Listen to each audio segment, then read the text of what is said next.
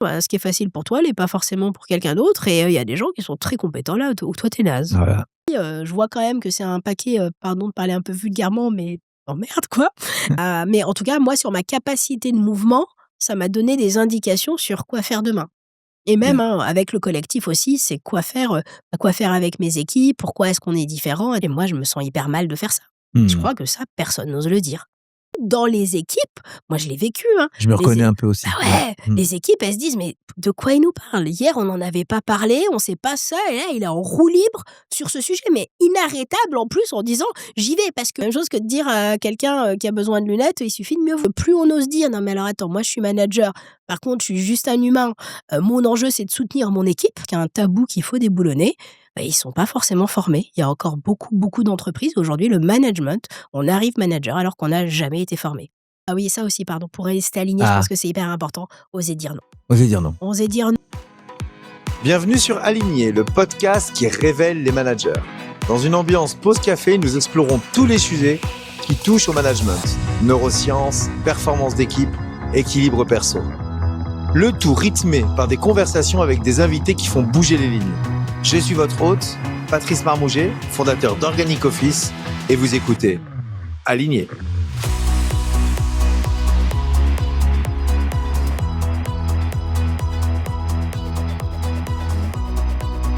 Bonjour et bienvenue à toutes et tous. Aujourd'hui, nous recevons Catherine Testa, fondatrice de l'optimisme.com et experte en psychologie positive. Autrice, conférencière et formatrice, oui, tout ça. Aujourd'hui, elle aide les managers et les équipes à cultiver l'optimisme comme levier de performance et de bien-être au travail. Son approche, allier authenticité, neurosciences et énergie collective pour transformer les défis en opportunités. Et cerise sur le gâteau, elle est aussi la marraine d'Organic Office. Alors Catherine, bienvenue dans Aligné. Je suis tellement heureux de commencer mon premier podcast avec toi. Ça ne pouvait être que toi à cette place-là. Parce que voilà, on a commencé ensemble à échanger sur Organic Office et sur ce podcast. Donc je suis très heureux de t'accueillir parmi nous. Merci pour l'invitation et ravi d'être là aujourd'hui. Merci Catherine. On va aller tout de suite dans le vif du sujet avec une première question que je vais te poser.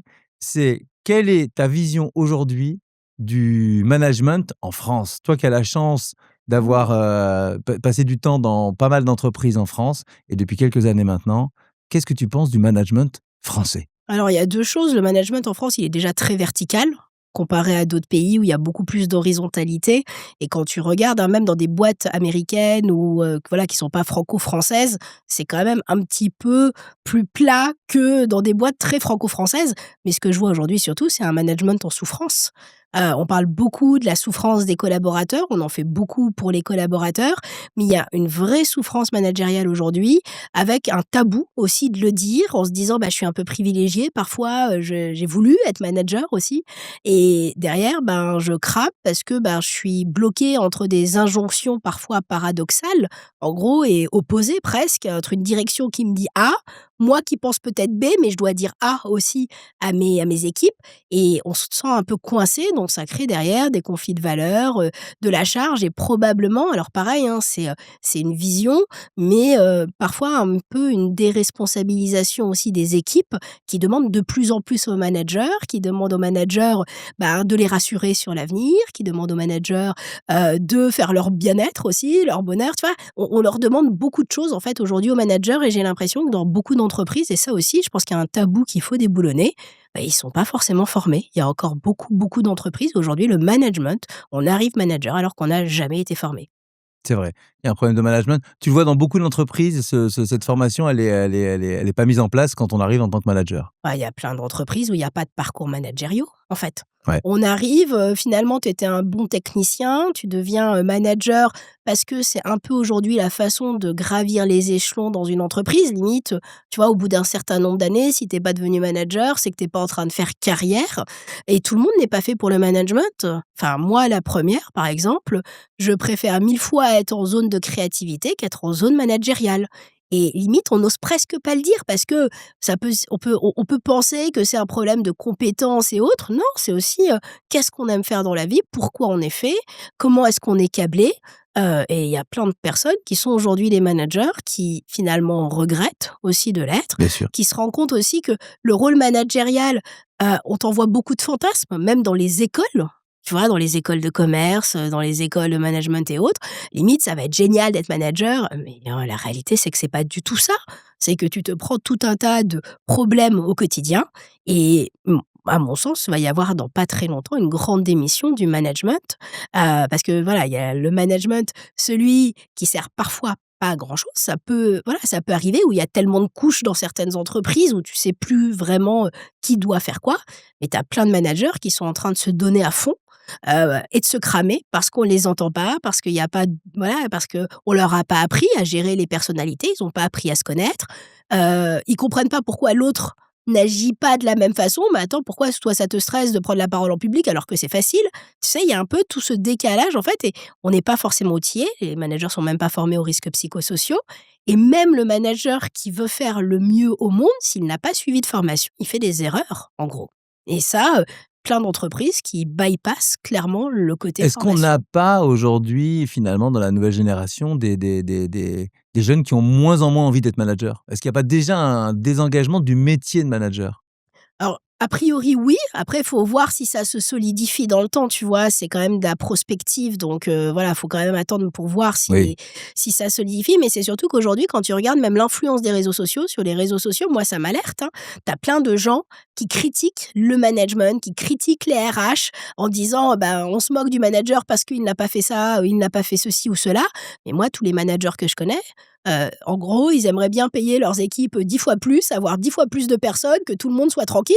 Mais c'est pas le manager, tu sais, qui va, donner, qui va rémunérer, qui va embaucher. En gros, il y a des contraintes au-dessus, au-dessus, Mais au-dessus. c'est lui qui en est responsable, en C'est tout cas lui aux qui en yeux des est responsable. collaborateurs. Exactement. Et je trouve qu'on se moque beaucoup du management aujourd'hui sur les réseaux Mmh. sociaux. Donc ça te fait de moins en moins envie parce que, ben, tout d'un coup, si tu dois faire ça, ça, ça, ça et ça, et puis il y a cette notion d'équilibre vie pro, vie perso. Alors on y croit, on n'y croit pas. Moi, j'y crois pas trop. Je pense qu'on a juste une vie. Mais en gros, beaucoup de personnes maintenant se disent: «Bah, moi je vais profiter de la vie, je vois quand même que c'est un paquet, pardon de parler un peu vulgairement, mais d'emmerde quoi. Bah, je vais pas aller sur un rôle comme ça». Après tu as toujours des gens, mais c'est généralement les moins voilà, qui se posent pas de questions, qui se disent: «Moi je vais diriger tout le monde et ça va être cool». Alors que c'est pas ça du tout le métier de manager en Voilà, parce fait. qu'il y a aussi, tu as raison, il y a aussi une notion de statut Ouais, qui existe un peu moins chez les jeunes, mais c'est on veut être manager parce que, pour le voilà, statut de manager. c'est ça. Voilà. Alors que qu'est-ce que ça va valoir demain, tu vois? Ça, on ne sait pas et je pense qu'il y a quand même une incertitude du monde du travail demain. Qu'est-ce qu'on va tous devenir avec, les agents IA, les machins et cetera, qui fait que peut-être qu'il y a plus de tu vois, de modularité sur les envies actuelles, en gros et on sait que demain va être, plus incertain. C'est pas parce qu'on est manager qu'on aura un job garanti, en gros, hein. Il y a peut-être des équipes qui n'existeront plus, donc pas d'équipe, pas de manager, en Oui, fait oui, oui, c'est vrai que et il ça y a remet en cause le rôle même et le métier de c'est ça. manager dans les entreprises, c'est C'est vrai. ça, exactement. Ouais. Et vraiment, non, moi, ce qui m'inquiète, c'est le manque de formation du management. Ouais, ouais, ouais. Et des gens pourtant qui demandent, hein, c'est aussi ça, hein. Et le problème, c'est que les gens, ils demandent, mais en fait, beaucoup de managers sont tellement sous l'eau que même quand les RH vont proposer, ils vont pas s'inscrire parce que problème de bande passante. Donc c'est pour ça on tape beaucoup sur le management, mais c'est souvent un problème de bande passante. Alors, je mets de côté le manager toxique qui de toute façon va pas Oui. essayer de se former, il se croit le meilleur au monde et ça, clairement, il y en a. Mais c'est pas du tout la majorité du management. Ou alors c'est que dans votre entreprise, il y a un problème et il faut aller changer d'entreprise, quoi. Voilà, donc c'est d'abord prendre le temps de former les managers, Te former? si on veut des bons managers parce que, C'est intrinsèquement, ça, ils ont la possibilité de l'être. c'est Voilà. ça. Mais ça va avec le fait de leur libérer de la bande passante pour aller se former. Parce que le problème aujourd'hui, c'est que dans le monde du travail, quand tu proposes une formation, bah, si tu fais sur une formation de 2 jours pour que ce soit un petit peu conséquent, voilà, bah, derrière, tu as 2 jours de taf à rattraper. Pour certains, bah, ça les plonge sous l'eau, en fait. Et donc, tu as plein de gens qui ne s'autorisent pas à aller à des formations, même quand elles sont proposées par la RH. Voilà. Et à l'inverse, il y a beaucoup de managers qui cherchent à avoir des formations qui ne sont pas proposées. Par exemple, il y a tous les sujets, tu vois, de la sensibilité qui sont en train de monter. Quand tu es un manager sensible, limite, c'est pas, on n'a pas le droit de le dire. Mais c'est un vrai sujet, la sensibilité, comment tu gères une équipe qui parfois t'agresse alors que toi, tu essaies de bien faire, comment tu gères des injustices que toi, tu peux même provoquer parce que quand tu as des augmentations, tu dois le piloter, tu sais, tes augmentations et tu sais que tu fais des choix, en fait, donc tu fais des déçus et tout ça, ça peut être une charge, en fait, une charge émotionnelle. Si on t'a pas appris, en fait, à gérer tout ça, très vite, le soir, tu peux t'en vouloir, parce que moi, j'ai des managers qui me disent: «Mais moi, je fais cramer des gens, j'en ai conscience». J'ai des gens qui, dans mon équipe, je suis en train de les faire cramer, de les emmener au burn-out, parce que j'ai des directives du dessus et moi, je me sens hyper mal de faire ça. Je Mmh. crois que ça, personne n'ose le dire. C'est vrai. Tu parlais de sensibilité. Mmh. Est-ce qu'il est pas bon quand on est manager, encore il faut être formé et avoir la maturité pour, mais de la montrer sa sensibilité, d'être authentique, d'être, aujourd'hui on parle beaucoup de vulnérabilité Mmh. et le fait d'être un manager vulnérable, c'est aussi un manager qui est suivi par ses collaborateurs. Alors complètement, la question c'est qu'est-ce qu'on met derrière le mot authenticité? Le mot authenticité, ça va pas être de je vais te donner, tous les chiffres et cetera et cetera. C'est juste je vais te partager, en gros, quand, je fais un acte managérial. Parfois, c'est compliqué, mais tu vois, je vais le partager et c'est aussi que, en fait, aujourd'hui, on s'en rend pas forcément compte, mais il y a pour beaucoup, même dans les collectivités territoriales ou autres, tu vois, c'est l'encadrant. Dans le monde, comment dire, de l'hôpital, c'est le cadre, tu vois? Et dans le monde du travail, dans le monde de l'entreprise, je trouve que c'est un peu moins, Oui, mais c'est plus doux. c'est plus doux, en Ouais. fait. Il y a moins cette distorsion, mais le manager, il est manager et limite, ça te met une étiquette qui fait qu'on oublie que tu es Patrice et on oublie que le manager, il a ses vulnérabilités. Parce qu'on pense que, pour lui, c'est plus facile, parce que généralement et c'est pas toujours le cas, il est un petit peu mieux payé, parce que, il a des responsabilités et autres et donc on a l'impression que le manager, on lui a calé des petites épaulettes, tu Qu'il est vois? invincible. Exactement, de surpuissant et lui, il a toutes les réponses. Ouais. Et on le voit, même beaucoup dans le sujet de la santé mentale, tu as plein d'entreprises qui disent: «Parlez-en à votre manager», mais il y a plein de managers pas du tout formés au sujet et qui se retrouvent avec des problématiques où, ils sont pas psy, en fait. Et on leur renvoie plein de choses et avec cette notion de pour les collaborateurs, ils ont l'impression que le manager, il est tout Ouais, puissant. ouais et c'est vrai ce que tu dis. En plus, c'est compliqué parce que le manager lui-même, il se dit qu'il doit être invincible pour être un bon manager, Ouais. alors qu'en réalité, cette notion d'authenticité et de vulnérabilité, elle est essentielle pour que justement les collaborateurs s'identifient. Donc il y a aussi là-dedans, à mon avis, le rôle des collaborateurs, mais le rôle du manager lui-même qui peut-être, à Complètement. un moment donné, doit Ouais. montrer sa sensibilité et sa vulnérabilité. Mais généralement, ça demande beaucoup de confiance en soi, Oui, d'oser montrer ça. Ça oui, demande, parce que moi, il y a des entreprises où les gens me disent: «Mais moi, chez nous, on m'a dit de pas sourire». On en est encore là en France, oui. en fait. Je crois que les gens ne se rendent pas compte de la réalité du terrain. Alors c'est peut-être à la marge, 10 personnes dans une entreprise, mais en gros, quand tu as quelqu'un qui va dire ça en disant: «Mais si vous êtes trop sensible, faut arrêter la sensiblerie». Pour être un manager, genre, il faut presque fouetter. Tu as encore plein d'entreprises qui sont là-dedans. Donc en gros, pour faire différemment, faut avoir un certain aplomb déjà. Il faut oser, être décalé, donc ça veut dire avoir confiance en soi et généralement, tu regardes, les gens qui se permettent d'être très décalés, c'est les gens qui ont des chiffres où c'est au rendez-vous, une équipe qui performe et autres. Parce que là, tu peux t'autoriser ça. C'est vrai. Et ça, c'est seulement à partir du moment où tu es très compétent dans ton métier. Donc tous les gens qui sont un peu plus insécures, qui ont un peu moins confiance en eux, ils vont pas oser forcément, aller d pas dans le sens de la norme. Alors que pourtant, à mon sens, on peut déplacer le centre de gravité de la norme. C'est-à-dire que plus on ose dire: «Non mais alors attends, moi je suis manager, par contre je suis juste un humain, mon enjeu c'est de soutenir mon équipe», en gros. Mais pareil, hein, on parle d'optimisme, tu vois? Moi c'est vraiment mon cheval de bataille. Mais en gros, comment tu rassures des salariés quand toi-même tu ne l'es pas? C'est On sûr. ne sait pas de quoi demain va être fait. Le manager, c'est pas un dieu omnipotent, omnisavant qui connaît tout. Il ne sait pas à quoi demain va ressembler et pourtant on lui a tu vois? Il a l'injonction de devoir driver le collectif alors que parfois lui-même il n'en a aucune idée et tout ça, tu vois? Ça crée des conflits en fait internes, parfois des conflits de valeurs, parfois, comme tu disais, un manque d'authenticité parce que quand tu dis: «Oh, ça va cartonner» pour un tu sais, un petit truc bien motivationnel alors que toi, tu n'as aucune idée de quoi demain va ressembler. Et moi, je pensais que avec les confinements, tu sais, tout ce qu'on avait fait en janvier 2020, mars 2020, C'était passé à la trappe, en gros, hein, toutes nos projections et autres. Et je me disais que ça allait peut-être avoir remis de l'humilité face à l'avenir, en fait, tu vois, dans le questionnement face à l'avenir. Et en gros, j'ai l'impression qu'on est revenu en arrière en disant, «Il faut qu'on dise que ça marche pour que ça fonctionne», en gros. Oui. Et il y a beaucoup de managers, qui donnent des messages, auxquels eux-mêmes ne croient pas. Alors, l'optimisme, là-dedans, Catherine, Mmh. toi qui es la reine de l'optimisme, en quoi ça peut aider? En quoi l'optimisme, c'est un levier justement pour ces managers, pour activer, leur collectif? En fait, l'optimisme, ça reste le prérequis à toute action. C'est-à-dire que si on n'a pas d'optimisme dans la société, on ne fait rien.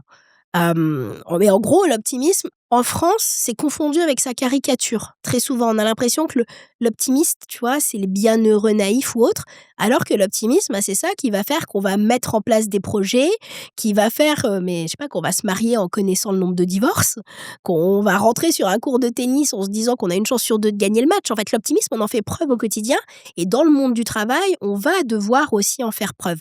Et les salariés, comme ils ont besoin de réassurance par rapport à l'avenir, ils ont besoin qu'en fait, il y ait des optimistes, mais il faut que l'optimisme, il soit sincère. Parce qu'il y a rien de pire pour Oui, soi-même qu'un faux qu'un optimisme. faux optimisme. C'est-à-dire qu'un manager qui est pessimiste, qui voit les problèmes, et ça a une valeur aussi, le pessimisme dans le monde du travail, tu vois, attention les dangers, il faut pas que des optimistes comme toi ou comme moi, où on se dit on va y aller, on essaie, on expérimente, en gros. Donc, mais il faut pas que on demande à un pessimiste de quelqu'un d'une nature, tu vois, par exemple, très rationnelle, qui va faire de la gestion des risques, etc., d'être optimiste en embarquant des équipes. Donc c'est pour ça aussi que le rôle de manager, il faut qu'il soit bien calibré en fonction de l'entreprise. C'est certain que si tu construis des ponts, faut mieux qu'il y ait des pessimistes qui disent attention, le millimètre, ça peut faire que le pont C'est vrai. s'effondre, tu vois. Mais en gros, quand même, pour motiver, il faut de l'optimisme parce que ça donne aussi une vision dans le temps. Mais l'optimisme, c'est pas penser que tout va marcher. C'est en fait essayer de faire en sorte que, on s'adapte en permanence. Et l'optimisme, là, à mon sens, hein, on est, dans une ère, j'en ai déjà parlé, mais l'IA qui est en train d'arriver et autres, moi j'ai des agents IA et autres, c'est se dire: «Je vais réussir à comprendre comment ça fonctionne, je vais réussir à être complémentaire avec ça et je vais essayer de m'en emparer». Parce que les pessimistes, qu'est-ce qu'ils font? Ils sont dans une forme de déni, de la réalité, de ce qui est en train d'arriver. Donc après, tu vas rater plein d'innovations et tu vas avoir peur, en fait, de tout, que l'optimiste, il va se dire: «OK, il y a un truc qui est nouveau qui arrive, ça va peut-être tous nous mettre tous au chômage». On ne sait pas, en gros, on ne se rend pas compte encore de la profondeur du sujet, parce que pareil, hein, tu as des spécialistes qui disent que ça va créer des nouveaux jobs et cetera. Je pense que c'est un peu d'humilité, on sait juste que ça va changer des trucs, en gros. Voilà, mais quoi? On ne sait pas vraiment. Voilà, on sait pas probablement plein de choses, mais on le sait pas vraiment. Par contre, il va falloir s'en emparer en explorant et c'est cette notion d'exploration qui, est très corrélée à l'optimisme. C'est-à-dire l'optimisme, il ose explorer. Que les autres, ils se disent: «Non, attention, danger, déni» et on en a D'ailleurs, besoin. Catherine, l'IA, Ouais. on a tous notre ChatGPT ou autre, pour travailler. L'IA lui-même, il est vachement optimiste, finalement. Aujourd'hui, il va dans Chaque notre idée sens. qu'on va Elle est trouver, il la trouve incroyable. super, C'est il ça, trouve des idées nouvelles, c'est ça. qu'on n'aura pas trouvées, donc Ouais. l'IA lui-même est optimiste. En fait, l'IA nous conforme dans notre propre prisme. C'est ça le danger de l'IA, Oui, en gros. Mais l'IA est plutôt quelque chose effectivement d'optimiste, mais l'IA reste un outil, donc un outil, c'est neutre. Et en gros, on va en faire le meilleur ou le pire. Et c'est pour ça qu'en fait, il va falloir des optimistes, parce que il va falloir les deux. Il va falloir ceux qui disent attention tous les dangers que ça va pouvoir créer. Mais en gros, s'il n'y a pas des optimistes qui vont se dire, on va utiliser l'IA pour le meilleur, on l'utilisera pour le pire et on finira dans Black Mirror, en gros. oui. Donc, d'où l'importance d'avoir des optimistes qui lèvent la main en se disant, c'est quoi les impacts positifs, par exemple? C'est quoi l'appropriation? Parce que moi, par exemple, j'écris des bouquins. Qu'est-ce qu'a pris l'IA en premier? L'écriture. Donc, je pourrais me dire, c'est bon, je change de job, en gros. Alors que moi, pas du tout. Je me dis, mais c'est incroyable. Tu vois, j'ai C'est créé un des support. agents. Ouais, ça me traduit les études dans toutes les langues. Ça me les débiaise. Ça me dit, attention, là, cette étude, elle n'a pas été citée beaucoup de fois. Attention, cette étude, elle est commanditée, l'échantillonnage. Attention, la transposabilité. J'ai créé des agents étant capables de parler toutes les langues, me parler, tu vois, de trouver des choses intelligentes sur l'optimisme, sur la santé mentale. J'aurais jamais pu faire ce travail toute seule. Par contre, qu'est-ce que ne fait pas l'IA? L'IA, elle vient pas rencontrer Patrice. L'IA, elle va pas intervenir dans les entreprises. Elle va pas avoir ce rapport humain. Elle va pas avoir l'informel. En fait, elle ne va se nourrir que d'elle-même. Aujourd'hui, déjà, sur Internet, tu as plus d'articles qui sont écrits en IA que d'articles qui sont écrits par des humains. Donc, en gros, ça va s'auto-phagocyter. Et pour moi, l'IA n'est pas du tout une fin de plein de choses, mais au contraire, la densité de la relation humaine aura d'autant plus d'importance que l'IA est en train d'arriver. Et pourtant, tu vois, j'ai des agents IA sur plein de choses. Je galère encore, mais j'essaie de l'utiliser d'une façon intelligente, optimiste et intelligente, en fait. Parce que ça reste un outil, on peut en faire le pire. Et là, tu as plein de gens qui sont en train d'écrire des articles de façon automatique. Tu retrouves la même chose, les mêmes erreurs en plus absolument partout. Tu dis, les mecs, prenez quand même une étude, montez-la et faites un truc avec, quoi. Ouais. Et voilà, donc c'est un peu des emballements. D'où l'importance de réfléchir, d'où l'importance du collectif, en fait, tu vois, qui était si cher aussi. Parce que c'est ensemble qu'on va pouvoir aller co-construire notre entreprise, notre société d'ailleurs de demain, société avec un petit S, mais aussi notre société avec un grand S de demain. Tu parles d'optimisme. L'optimisme, ça donne aussi de l'énergie. Ouais. C'est un de nos points communs, on en a plein, mais c'est l'énergie. Toi, tu es une bombe d'énergie, Catherine. Moi, j'ai lu ton livre, TDAH et alors. Ouais. Et pour plus grand bonheur qui sont là de mes équipes, qui enfin vont se dire il va peut-être faire évoluer les choses. Est-ce que tu peux nous expliquer comment le TDAH influence les managers et les managers? Quelle est l'influence? En gros, le TDAH, alors peut-être pour les auditeurs qui connaissent pas, c'est le trouble du déficit de l'attention avec ou sans hyperactivité. En gros, aujourd'hui, on dit, selon les statistiques, entre 2,5 et 5% de la population adulte qui a un TDAH. Donc, c'est déjà énorme, 5% de la population adulte. Et moins d'1% des gens sont diagnostiqués. Parce qu'on peut tout à fait avoir compensé son TDAH pendant toute sa vie. Ou alors on se dit que c'est pas assez grave, on va pas consulter, ou alors on se dit moi ça va pour moi, il y a pas un besoin d'avoir une étiquette TDAH pour avoir un TDAH. Le problème du TDAH, c'est qu'on a des sujets avec tout ce qu'on appelle les fonctions exécutives, donc la mise en mouvement, la mise en action. On peut être hyper focalisé par exemple sur un sujet qui vient de nous passionner. Et donc quand on est manager, par exemple, quand tu vois ton manager qui a une nouvelle idée qu'il trouve géniale, qui va se focaliser là-dessus, alors que la veille, il n'en avait pas du tout parlé, parce qu'on a un côté très hyper focus, tout d'un coup, dans les équipes, moi je l'ai vécu. Je me reconnais un peu aussi. Les équipes, elles se disent, mais de quoi il nous parle? Hier, on n'en avait pas parlé, on ne sait pas ça, et là, il est en roue libre sur ce sujet, mais inarrêtable en plus, en disant, j'y vais, parce que, en fait, il y a une sorte d'inhibition. On va aller sur un nouveau sujet, on est très fort, si on a confiance en nous, ça rentre aussi, pour partir d'une page blanche et inventer un projet. De A à Z, alors pas de problème, on va débroussailler. Souvent, on dit que les TDAH, c'était un peu tu sais, à l'époque des chasseurs-cueilleurs, c'était ceux qui arrivaient avec la machette, qui allaient y aller. Oui, mais le problème, c'est que dans le monde du travail, où il y a des choses qui sont, tu vois, prévues, on prévoit au quarter, à 3 mois, à 6 mois, à 1 an ou à 5 ans, toi, tout d'un coup, ton idée, tu as envie de l'exécuter tout de suite, tu pars dessus, l'équipe, elle comprend pas. Après, pareil, ça peut créer des vrais sujets. Par exemple, moi, je procrastine. En fait, beaucoup de TDAH procrastinent. Il y a une grande différence entre parce qu'il y a plein de gens qui vont se retrouver en se disant « mais moi aussi, je procrastine ». Ouais, mais il y a une différence entre procrastiner une fois de temps en temps et toujours te mettre en zone de douleur. Les TDAH, souvent, moi je dis souvent ça dans le bouquin, c'est au pied du mur qu'on voit le mieux le mur. Et donc, en gros, moi, je sais que je vais être capable de travailler toute une nuit parce que j'ai pris du retard, parce que j'arrivais pas à me motiver avant, alors que je sais que j'ai l'échéance depuis des mois. Mais je vais m'y mettre toute la nuit d'avant. Oui, mais l'équipe, ça la met en panique. Parce que l'équipe, elle a besoin d'avoir son rétro-planning qu'on vient bien suivre et autres. Et quand toi, tu connais pas ton TDAH, tu te rends pas forcément compte du besoin de l'autre. Toi, tu sais que ça passe, donc tu es presque tranquille. Mais les autres, ça les fait flipper. Donc c'est aussi ça, l'objectif, c'est de comprendre en fait comment soi-même on fonctionne, d'où l'importance du GRI dont tu parles si bien, mais de comprendre que l'autre, il n'est pas fait comme nous, il n'est pas câblé comme nous, et de se l'autoriser. Parce que le TDAH, généralement, pète d'idées en permanence, ou alors rien. Tu sais, il y a une sorte de c'est soit A, c'est soit B. Et dans des rôles managériaux, ça va créer aussi auprès du manager beaucoup de culpabilité. Parce que tu vas culpabiliser de pas avoir tenu ton délai, parce que toi, quand tu as fait la promesse de rendre le truc, tu étais certain que tu allais rendre le truc à cette date-là. Et en fait, Exactement. ça ne rentre pas dans l'agenda factuellement. Moi, je me suis vue dire à des gens: «T'en fais pas», notamment mon éditrice: «T'en fais pas, je t'envoie le bouquin, relu». En même temps, le simple fait de lire le livre, c'était 2 heures. Autant te dire que relire le livre, c'est 20 heures.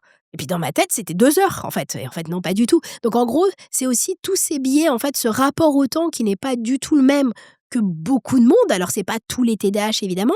Et tu as beaucoup de gens qui vont avoir compensé leur TDAH, justement, par une hyper-orthogonalité. C'est-à-dire qu'ils vont avoir tout minuté. Moi, j'ai des gens qui ont des TDAH, mais ils ont...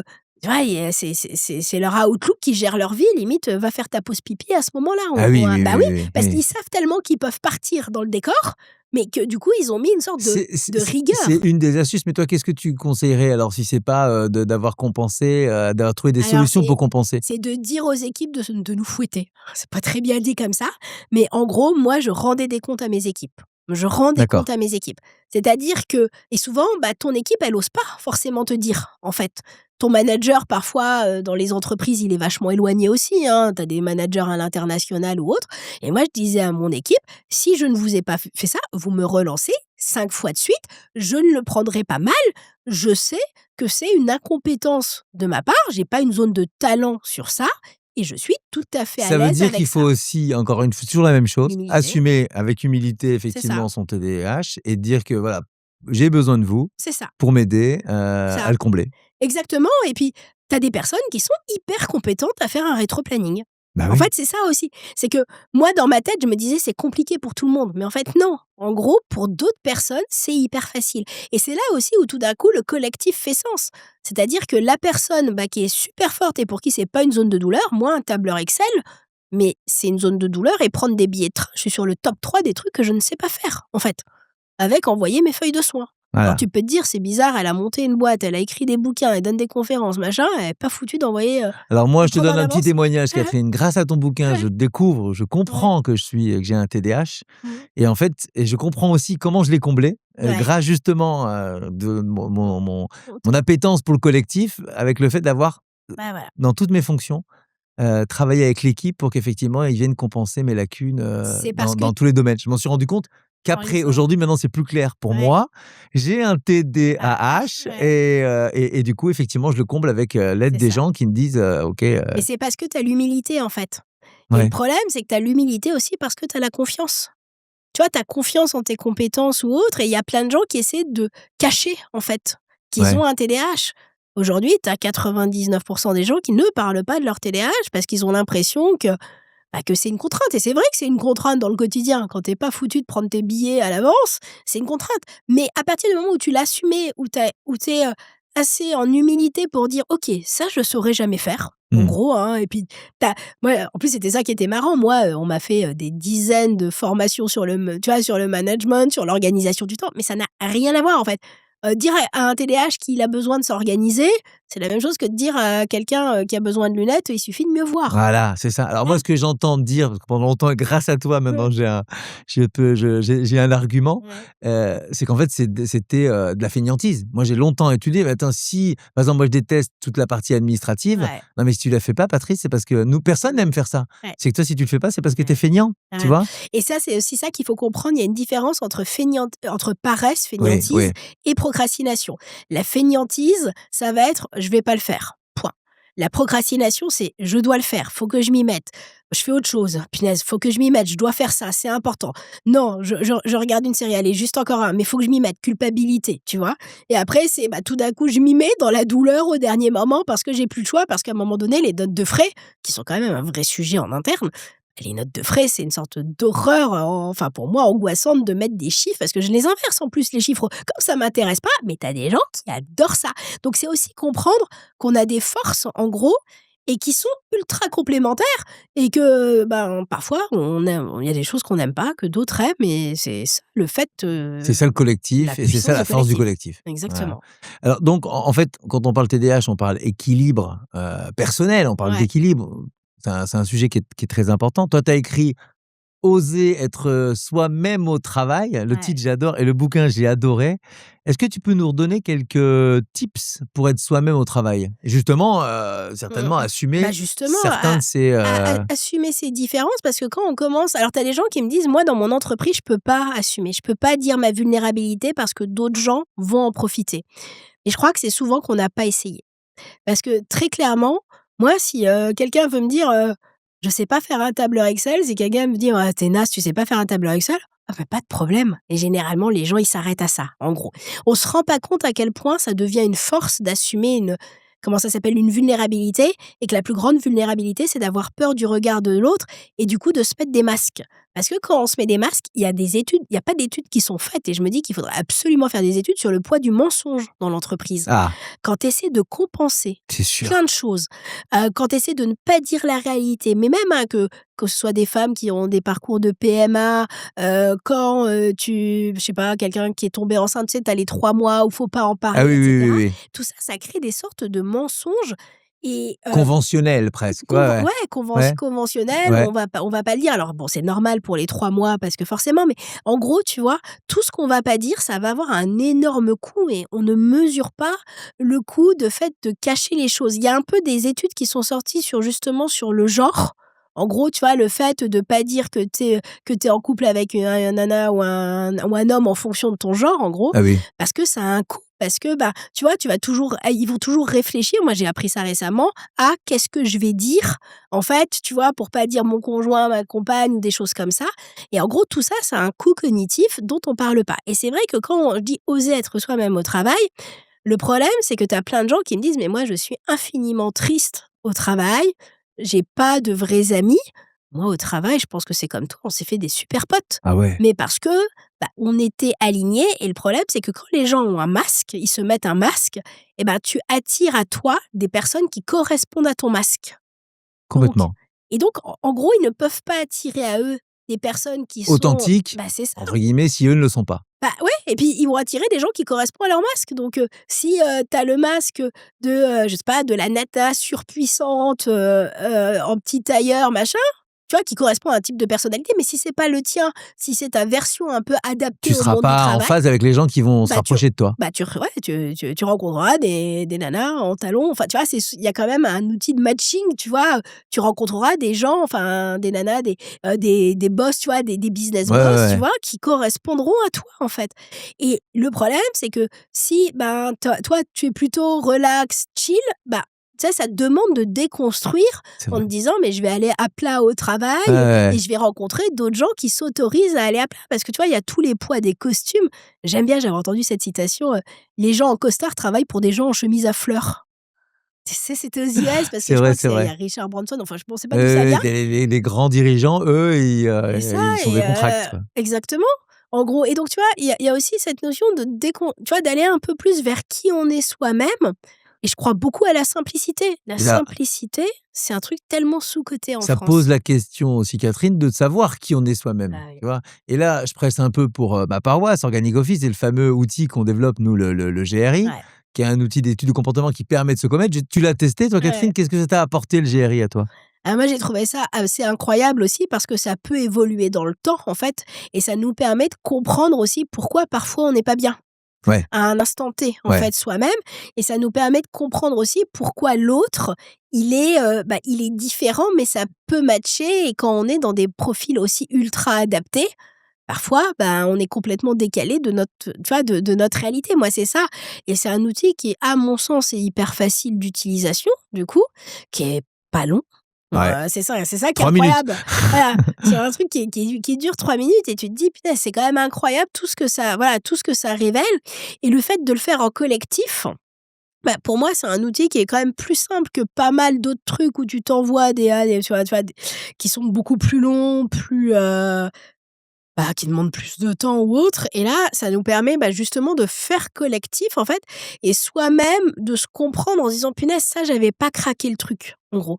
Parce que de temps en temps, tu as des évidences et pourtant, effectivement, moi, j'ai fait le GRI et pourtant je suis accompagnée par, tout un pack donc tu vois, je suis accompagnée Oui, par des psys, par des coachs, par des machins et cetera. J'ai tu suivi. testé ouais, je suis bien suivie, j'ai quand même une vachement bonne connaissance de moi aussi. Ouais. parce que, comme tu l'évoques, je teste tout un paquet de choses. Mais là, il y a quelque chose vraiment de simple et qui met le doigt sur, des choses que d'autres outils n'ont pas du tout abordées. Et moi, je sais que ça m'avait, tu vois, ça m'avait fait un petit peu un effet waouh, en gros.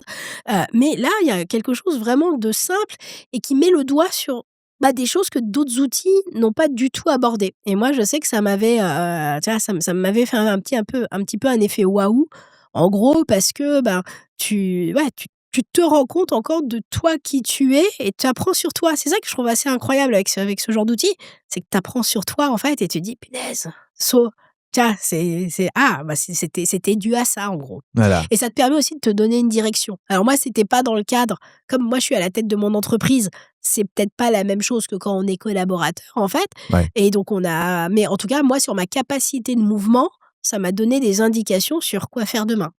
Et même, Bien. hein, avec le collectif aussi, c'est quoi faire avec mes équipes, pourquoi est-ce qu'on est différents, et cetera. Mais c'est-à-dire que si aujourd'hui, toi, tu fais le GRI, tu apprends à te connaître et que tu Ouais. apprends à mieux connaître tes collaborateurs qui eux-mêmes apprennent à mieux te connaître toi, C'est ça, voilà, et ben, c'est un peu c'est ça, la connaissance qui amène ce qu'on dit souvent la reconnaissance et donc c'est ça, finalement c'est ça. une performance Ouais. par la suite. Ouais, c'est C'est ça. Et ça. puis il faut pas de fausse hypocrisie. Le monde du travail, c'est fait Oui, pour aller chercher de la bien sûr, bien performance. sûr, bien sûr. Bien sûr. Donc, parce qu'il y a aussi pas mal d'entreprises, tu vois, m'en suis rendu compte, qui se sont un peu perdues, dans on va Dans le aller bien-être. dans le bien-être, ouais, Ouais. et qui ont oublié le côté, ultra performance. Et je trouve que le GRI vraiment rejoint les 2, en Ouais. fait. Ouais. Parce que ça t'outille sur toi, donc ça te fait déjà du bien.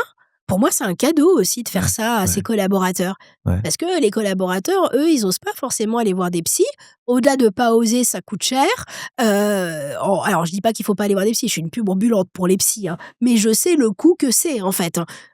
Dur de trouver un psy, que ça coûte cher, qu'il y a des régions où il y a pas, enfin voilà, donc Ouais. c'est Et un compliqué. bon aussi. Un bon, Ouais. celui qui nous correspond, en Ouais. plus, Ouais, parce complètement. qu'un bon psy peut ne pas du tout te correspondre. Ouais. Donc je sais que ça te demande de l'énergie, donc je sais que c'est un travail, et finalement là, tu as un premier outil pour déjà t'envisager un petit peu pleinement, pour commencer à embrayer une démarche de réflexion, et pour parfois aussi te remettre un petit peu toi-même en question. Et je trouve que c'est assez doux, parce que tellement c'est, presque violent de vérité, en fait. Tu vois? Tu te dis: «Oh, incroyable, quoi». Mais ouais, donc pour moi, c'est un outil qui est hyper utile, et que quoi qu'il advienne, mieux se connaître soi, ça permet aussi de mieux tolérer les autres, en gros. Bien Tu sûr. vois, t'enlèves des couches d'arrogance, tu comprends pourquoi l'autre, il travaille pas de la même façon que toi.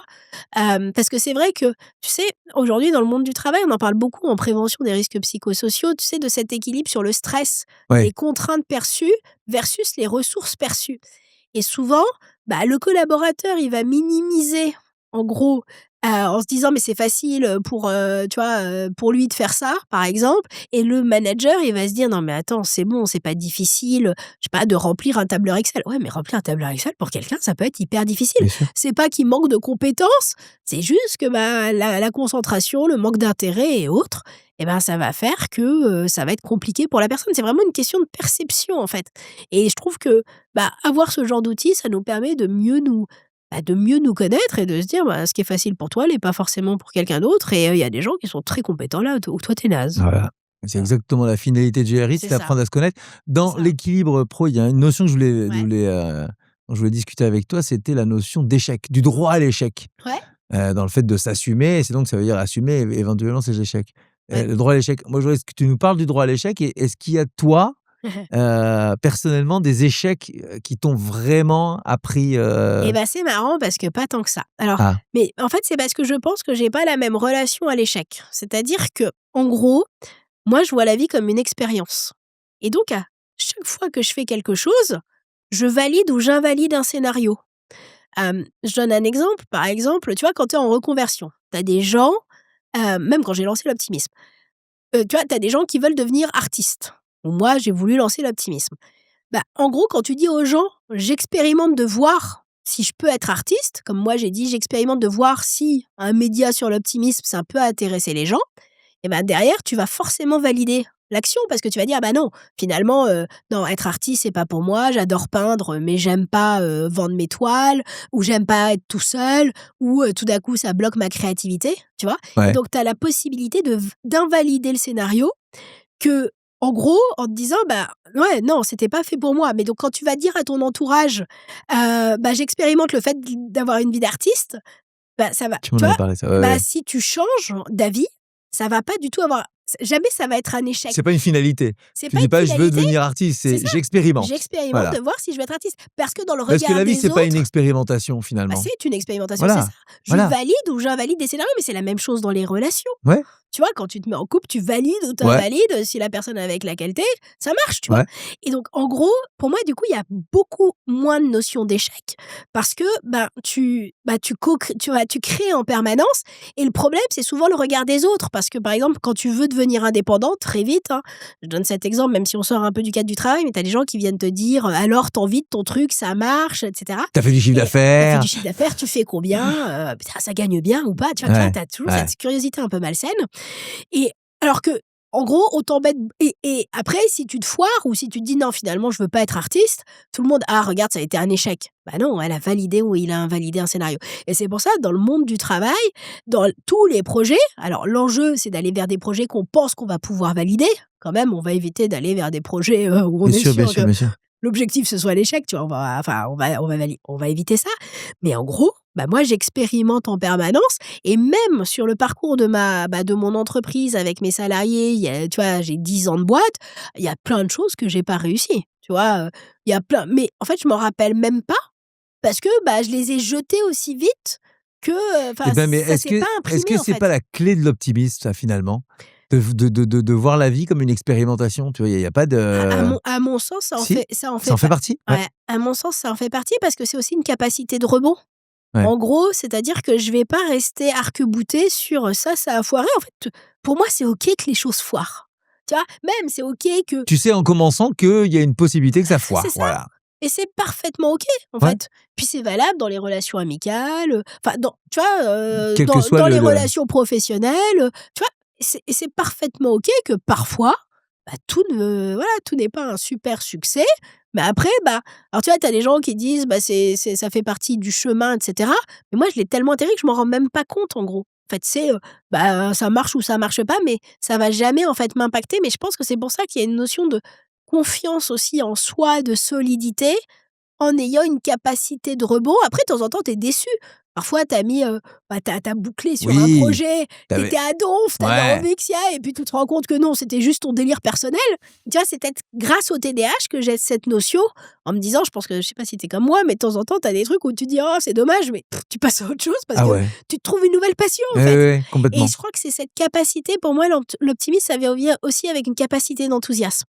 J'ai une capacité de m'enthousiasmer sur des nouveaux projets, j'ai une capacité de m'enthousiasmer des gens, en fait, qui vont très vite balayer la petite roue qui vient te dire: «Eh meuf, regarde, t'as raté ton truc» et cetera. Enfin, ça m'intéresse beaucoup moins que de découvrir un truc nouveau, en fait. Et dans mon cerveau, mais alors je sais pas pourquoi, tu vois, je suis vraiment câblée à regarder vers demain bien plus qu'à me dire, «Regarde ce qui s'est passé». C'est pour ça, tu sais, de temps en temps, tu as des potes qui reviennent vers toi en te disant: «Ah, tu pas fait ça bien» et cetera et cetera. Putain, c'était il y a 5 ans, tu vois? Mais tu vois, je ne comprends même pas, en Ouais, fait. ouais, En ouais. gros, C'était avant. c'était avant Ouais. et avant, c'est avant. Moi, il y a qu'aujourd'hui, tu vois, dans ma temporalité, il y a aujourd'hui ce que je suis en train de faire. Demain, ça me paraît un peu abstrait Ouais. et donc je suis vraiment dans le temps présent. Tu as beaucoup de gens qui ont du mal à être dans le temps présent et tu as beaucoup de gens qui sont tellement durs avec eux-mêmes, qui se jugent.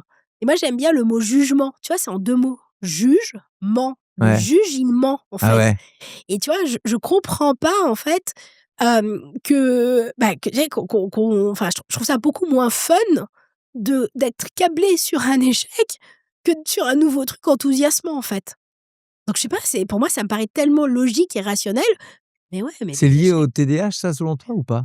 Parce que moi je Alors, suis exactement comme toi, hein, donc quand bah tu décris c'est, en fait, le problème du TDAH, c'est que ça va être très différent de quelqu'un qui a réussi en ayant un TDAH versus de quelqu'un qui est anxieux, par exemple, tu vois? Et qui a un vrai déficit de confiance. mmh Mais c'est vrai que je crois que le TDAH, il y a quand même un truc qui est très dans l'instant présent, dans l'instantanéité, qui fait qu'on est un peu inconscient de l'avenir, en fait.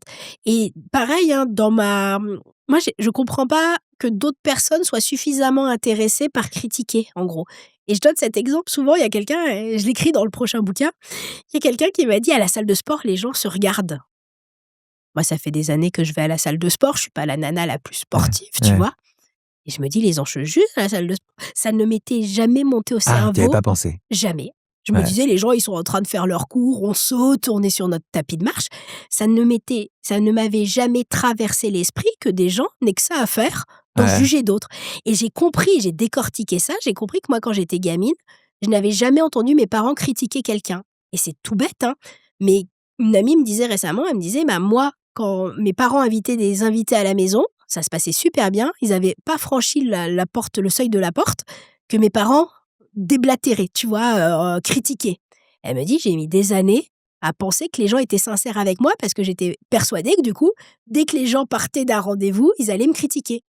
Et moi, dans ma tête, Ah oui, elle a ancré ça. elle a ancré ça. Et dans ma tête, pour moi, c'est une telle perte de temps que de parler de gens qui sont pas dans la salle, que je ne comprends même pas, en fait, le jugement. Mais tu vois, c'est une manière de pas s'intéresser au passé parce que toi, tu es déjà dans ce qui va se passer après, quoi. En fait, C'est ça. ouais. Et surtout, je me dis: «Mais quelle perte de temps non constructive!» Et je me dis: «Mais si les gens, ils ont du temps, tu vois, à adresser, à parler de leurs voisins, mais on est déjà tous déjà hyper occupés à créer notre propre vie, en fait. On est déjà enfin, on a besoin de toute la bande passante, en fait. Mmh. Qu'est-ce qu'on va s'occuper de la vie du voisin?» Et donc je pense que le fait d'être complètement imperméable au jugement, à mon sens, ça me protège beaucoup et ça protège beaucoup aussi, de managers innovants qui vont faire leur truc parce que ça va les faire Bien kiffer. sûr, bien Et sûr, c'est bien pour sûr. ça, en fait, toi, voilà, que ce soit dans ton entreprise, dans tes anciennes entreprises, tu vois, tu as fait plein de machins, en gros. Ouais. Tu sais, sans réfléchir à qu'est-ce que va en penser le mec de machin. De toute façon, tu savais que souvent on va dire: «Non, faut pas faire ça».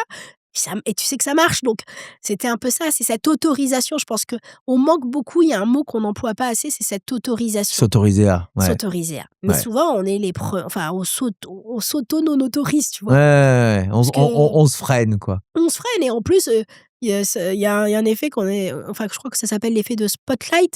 En gros, on pense toujours que les gens nous regardent, Ouais. alors que pas du tout, tout le monde s'en fiche de ce que tu fais. Alors ton voisin, il va te critiquer, mais c'est qu'il a juste du temps à perdre. Genre, essayons juste de faire au mieux, essayons en tant que manager aussi juste d'être un humain. Un manager est un humain et de ce que j'en comprends aujourd'hui, en tout cas en rencontrant les gens sur le terrain, c'est vraiment on est tous des petites choses en train d'essayer de faire au mieux sur un parcours de vie. Mais qu'on soit dirigeant, chanteur hyper Ouais, connu, moi c'est parce pour que c'est voilà, pour c'est ça, moi je suis très éclectique dans les gens qui ouais. m'entourent. Je ne vois que des gens qui essaient de faire au mieux sur leur parcours de vie en fonction de là où ils en sont à un instant T, en gros. Encore une fois, plein d'optimistes. On arrive à la fin de cet épisode, Catherine, et comme toujours, j'adore cette petite question qui sera la dernière. OK. Qu'est-ce que tu fais pour te sentir aligné? Je m'enthousiasme. Ouais. Je pense que c'est ça. J'ai pas perdu mon goût de je peux te répéter 15 fois parce que je suis, à Paris et j'adore le street art. Oh, c'est génial. Tu vois, j'ai les œuvres, je les ai vues 50 fois. Je vais continuer à trouver ça génial et je pense que j'ai pas perdu cette capacité d'enthousiasme et du coup, je cherche l'enthousiasme même dans mon métier. Donc c'est-à-dire qu'à un moment donné, si j'en ai marre de faire quelque chose, si je vois que je perds la joie, en gros, et je vais bifurquer et je vais oser bifurquer. Alors, tu as plein de gens qui vont se dire en écoutant, «Bah oui, mais c'est parce qu'elle est ceci, elle est cela, elle a de la chance, elle peut créer son parcours». Moi, je viens d'un truc, très rationnel, sciences et génie de l'environnement, je suis passée à l'optimisme. Alors forcément, 10 ans plus tard, ça paraît hyper facile pour moi de faire ça. Mais en vrai, pas du tout, parce que quand tu as des équipes, tu peux pas changer d'avis Bien sans sûr, bien arrêt, sûr, bien sûr. et je crois que je suis encore pour être alignée, moi, mon alignement, c'est est-ce que ça me met en joie? Et d'être capable à un moment donné de dire non. Ah oui, ça aussi, pardon, pour rester aligné, je pense Ah, que c'est hyper important, oser dire non. oser dire non. Oser dire non, être capable en fait, c'est là où ça rejoint se connaître, en Ouais. fait, tu Oui, vois? oui, oui, oui. De Et s'autoriser. voilà, c'est ça. C'est se connaître, s'autoriser, savoir où parfois on se rend pas compte de là où on met pas de limite, Ouais. en fait. Et moi, j'ai compris qu'à un moment donné, je perdais en énergie, je perdais en joie et pour moi, l'alignement, c'est aussi, être en joie et parfois, changer, perdre en salaire, pour, quelque chose qui Pour faire ce me que t'aimes. ouais, ce que j'aime et après ça revient de toute façon. Mais le problème, c'est un peu ces prisons dorées qu'on a beaucoup moins, tu vois? On en parlait tout à l'heure par rapport au regard, très 360. On a beaucoup moins de prisons dorées, par exemple, dans d'autres pays où tu es viré du jour au lendemain, mais où tu vas retrouver aussi un travail du jour au lendemain. En France, moi, j'ai beaucoup de gens, même en intervenant dans beaucoup de collectivités territoriales, où les gens, ils osent pas du tout, ou même des profs, en hyper souffrance. C'est genre un acte révolutionnaire que de démissionner Oui, oui, parce oui. qu'on est en souffrance. Donc c'est Ouais. vraiment s'autoriser à accepter, En fait, sa souffrance, s'autoriser à dire non, je veux dire une promotion, c'est pas forcément ce que je veux et même si le regard des autres va te dire: «Non mais quand même, c'est une chance». Parce que généralement, tu as toujours quelqu'un pour dire: «Ah quand même, c'est une chance». Voilà. Merci beaucoup Catherine pour ces clés pour être aligné. Merci pour cet échange riche et super sympathique comme d'habitude. Abonnez-vous pour ne manquer aucun épisode de Aligné. À la prochaine pour une nouvelle pause café et d'ici là, restez alignés.